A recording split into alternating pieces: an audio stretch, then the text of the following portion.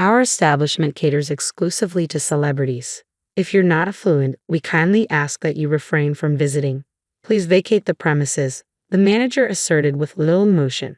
The following day, I couldn't shake the lingering sense of prejudice toward appearances prevalent in five-star accommodations. Yet the manager remained oblivious. He failed to grasp the influence wielded by my in-laws and the discontent he would face in the days to come. I'm Maria, 32, a homemaker without children. Stephen, my husband, and I crossed paths during my part-time stint at a supermarket. His serene and refined demeanor convinced me of his inherent decency early in our courtship. However, my astonishment peaked during a visit to his parents' abode for wedding discussions. The residence resembled more of a sprawling campus than a home, complete with imposing gates and towering walls that concealed its entirety from view. Beyond the gate, an unexpected spectacle greeted me. At the far end of the lengthy stone pathway stood a breathtaking country estate, reminiscent of a lavish villa. A meticulously maintained garden sprawled beside the grand structure, suggesting the handiwork of a skilled gardener. My eyes widened further as I caught sight of what seemed to be a pristine swimming pool and tennis courts nestled beyond. A wave of disbelief washed over me as I questioned the purpose of my visit. Stephen's dual role as a college student and part-time convenience store worker was indeed remarkable.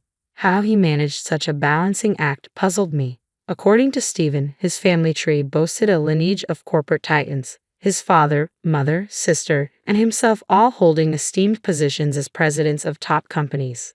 Unlike some celebrities who inherit family enterprises, Stephen's family forged their own paths as accomplished entrepreneurs. Following suit, Stephen treated the same path, utilizing his part-time earnings to cover tuition costs and kickstarting his own entrepreneurial venture. It was through this unique circumstance that our paths crossed, and now he tirelessly endeavors to expand his fledgling business. In my family, my father holds a regular job at a company, my mother is a homemaker, and my brother follows suit with his own corporate career. Doubts crept in, making me ponder whether I could truly fit into Stephen's world as his wife. However, Stephen remained unperturbed. What drew me to you was your warmth and joy. You're the one I envisioned sharing my life with, he reassured me. I made the decision to place my trust in Stephen and stand by his side. Yet concerns loomed regarding my prospective in-laws. Would they view me, a commoner, as an adequate match for their son? Anxiety gnawed at my heart, fearing I might disappoint them. However, upon meeting Stephen's family, my apprehensions melted away. They embraced me with genuine warmth and hospitality, expressing delight that Stephen had finally brought a woman home. My father-in-law, in particular, seemed to take a liking to me. Maria, you possess a rare beauty, inside and out. Your upbringing shines through in your demeanor. Stephen's choice is impeccable, my mother-in-law praised. Both my mother-in-law and sister-in-law exuded warmth and kindness, and by the time our visit concluded, we had formed a genuine bond, evolving into good friends. Likewise, my own parents found solace in Stephen's gentle and composed nature, swiftly granting their blessing for our union. With their approval secured, our marriage proceeded seamlessly. As Stephen embarked on his entrepreneurial journey, he expressed his desire for me to leave my job and embrace the role of a full-time homemaker to support him. We settled into an apartment close to my in-laws' residence, relishing the early days of our marriage. Occasionally, we'd gather for dinner parties and barbecues at my in-laws, who, despite their hectic schedules, embrace Annie, our live-in nanny, as part of the family. Witnessing their genuine kindness left a lasting impression on me, reassuring me that I could be myself without feeling intimidated by their celebrity status. As 3 months elapsed since our nuptials, we decided to host a grand celebration for my father-in-law's 60th birthday. Wanting to reciprocate the care and hospitality shown to us during our wedding, Stephen and I took charge of arranging the festivities. With Stephen preoccupied with work, the responsibility fell on my shoulders, a decision we reached after discussing it together. Your father adores you, Maria, so you have the freedom to choose. I believe he'll be happy anywhere and with anything, Stephen assured me. Accepting that I had the liberty to make my own decisions proved to be the most challenging aspect.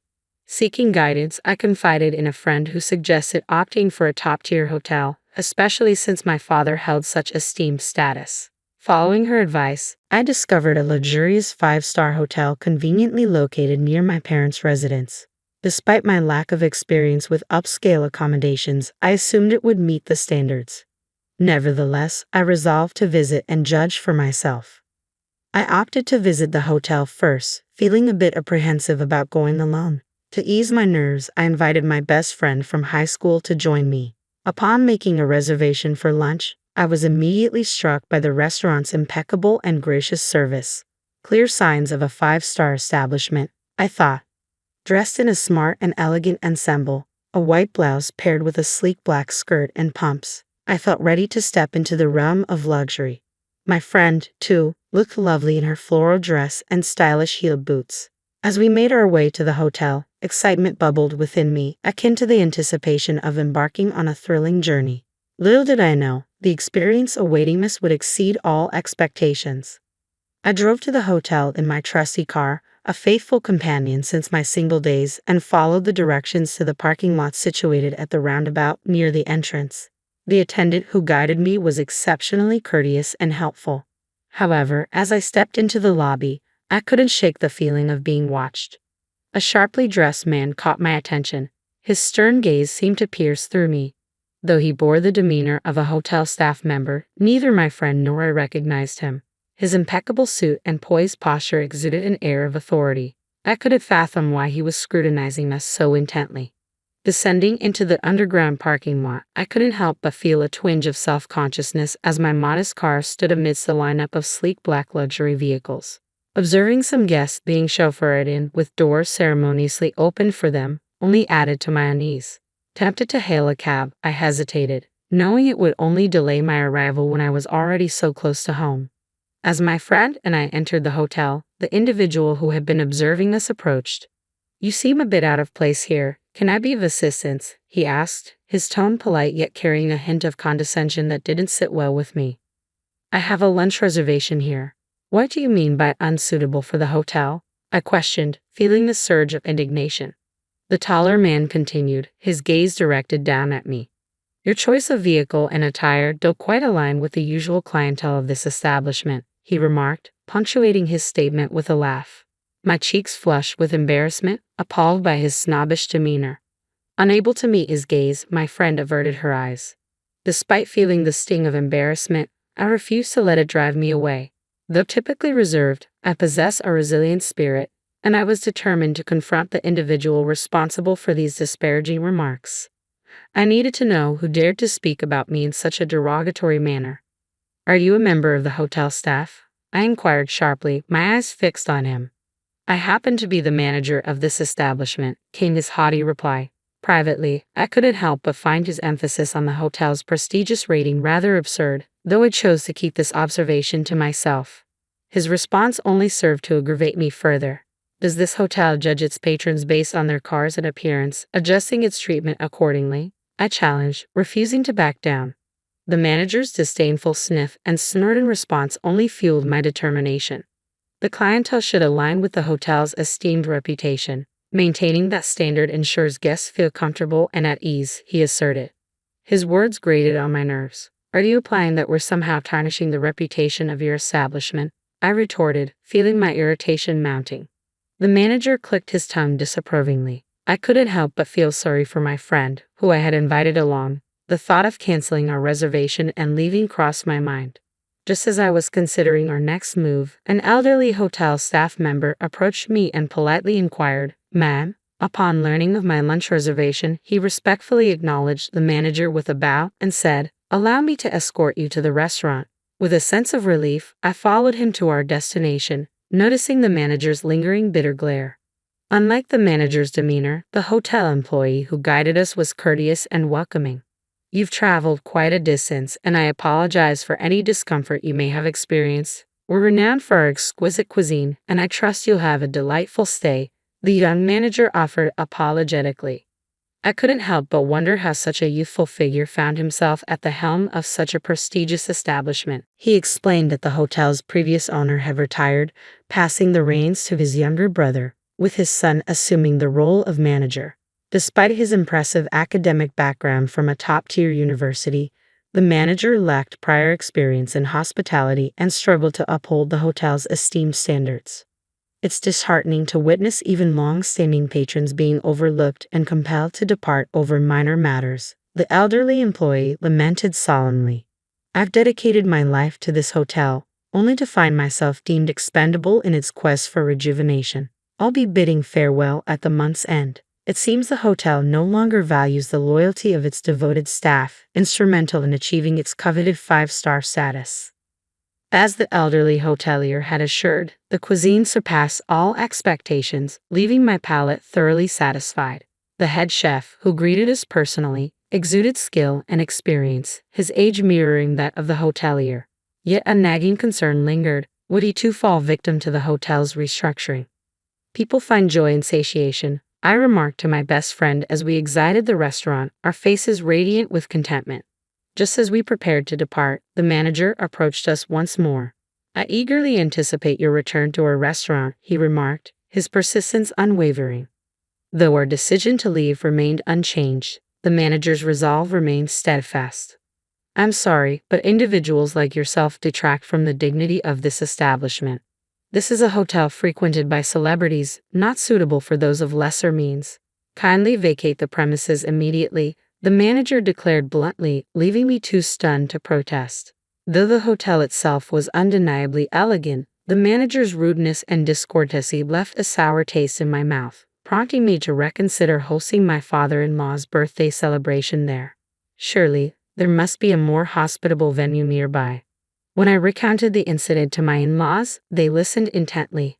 However, upon learning the name of the hotel, they exchanged puzzled glances. Why do we visit this hotel? I'm curious to experience such a renowned establishment, my father-in-law suggested. Much to my bewilderment, I couldn't comprehend his eagerness to return to a place where I had encountered such disrespect. Let's dress casually, my father-in-law proposed, urging everyone to do the same. He instructed us to proceed ahead while he would join us later. From the moment we stepped into the roundabout, the manager's piercing gaze never wavered. The lobby was bustling with activity. Guests lounged on plush sofas or sipped coffee, creating an atmosphere akin to a bustling event venue. As we settled onto a sofa beneath a grand chandelier, awaiting my father-in-law's arrival, the manager stormed in, his expression thunderous.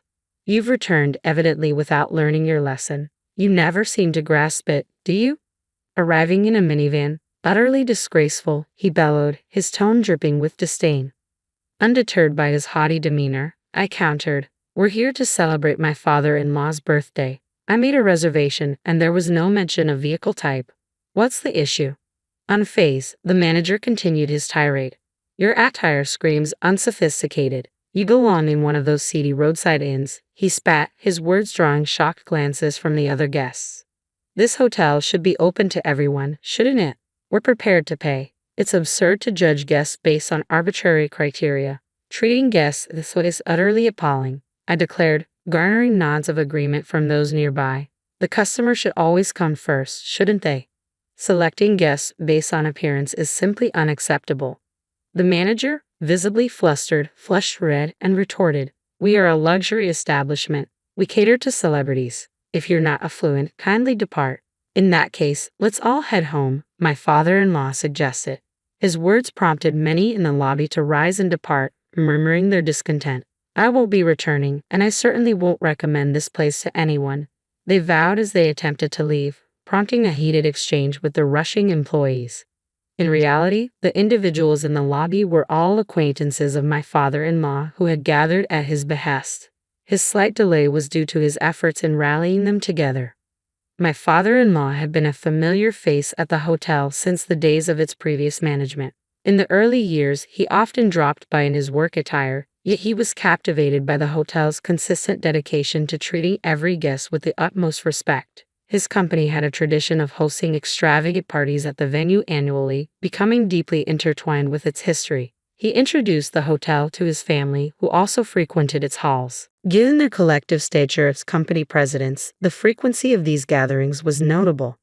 My mother-in-law utilized the hotel for client entertaining, while my sister-in-law conducted executive training sessions within its walls. Even my husband's company held celebratory events there, underscoring the significance of each family member's company to the hotel's success. Then, a voice broke the tension, begging for forgiveness. To our astonishment, it was none other than the hotel president, the manager's father, kneeling before us. The elderly hotelier, recognizing my father-in-law, had urgently contacted the president. With a profound apology, he chastised his son for his egregious behavior, compelling the manager to kneel alongside him in remorse. "I deeply regret the misunderstanding, sir. Had I known your esteemed position, the treatment would have been different. It was inappropriate to base service on financial status." The manager attempted to justify himself, but his excuses fell flat. "There's no need for apologies to me. It was my daughter-in-law who was mistreated by your manager, a woman as dear to me as my own daughter. Remember who the hotel truly serves. I have fond memories of your predecessor, but it's time to part ways," my father-in-law asserted firmly, signaling our departure from the five-star establishment. Leaving behind the pretentious atmosphere, we relocated to a beloved diner frequented by my family. With its cozy private rooms and welcoming ambience, the diner was the perfect setting to celebrate my father-in-law's milestone birthday. The delightful food and warm atmosphere brought joy to my in-laws, marking a memorable conclusion to the day. At my father-in-law's suggestion, we extended the celebration to include my parents, transforming the occasion into a lively and joyous affair. My husband and I gladly footed the bill for the party at the familiar diner. It was a modest expense for us, given the casual nature of the establishment. Once again, I reflected on our commitment to remain grounded, refusing to let wealth cloud our values or lead to misconceptions. As time passed, rumors circulated that the manager had been dismissed and demoted to the role of a cleaner. Although the specifics remained uncertain, it was clear that the hotel's reputation had suffered irreparable damage. 2 years later, the once illustrious establishment shuttered its doors for good, a cautionary tale of the consequences of arrogance and elitism. The next time I drove past the hotel, the sight was dismal. The glass windows shattered, furniture stacked haphazardly in front of the entrance, turning it into a desolate wasteland. The legacy of the hotel, once steeped in tradition, lay in ruins, all due to the actions of one misguided individual. Despite my father-in-law's humble upbringing, we share a strong bond, and I cherish the time spent with him, my husband, and the rest of my in-laws. As news of my pregnancy spreads, anticipation fills the air, with everyone eagerly awaiting the arrival of the newest addition to the family.